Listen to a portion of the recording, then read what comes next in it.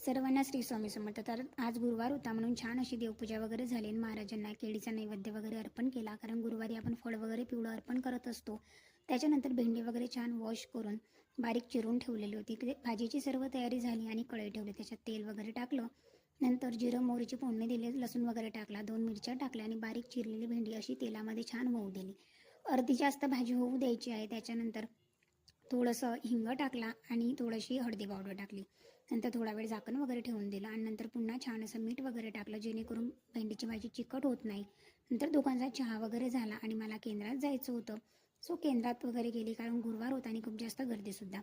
तर केंद्रातून आली आणि पुन्हा छान अशी कणिक वगैरे मळली आणि नंतर पोळ्या वगैरे छान टाकून घेतल्या. नंतर राहूंचा डबा वगैरे दिला आणि मी सुद्धा जेवण करून घेतलं. त्या बघा, भेंडीची भाजीसुद्धा छान झाली होती आणि भेंडीसुद्धा अगदी खाली चिकट नाही, व्यवस्थित अशी झालेली होती. नंतर केंद्रातलं सुद्धा आवरून झालं आणि माझी देवपूजासुद्धा. तर असा होता माझा आजचा दिवस. तुमचा दिवस कसा आहे नक्की कमेंट सेक्शनमध्ये सांगा. चॅनलवर नवीन असाल तर चॅनलला सबस्क्राईब करा. थँक्यू. श्री स्वामी समर्थ.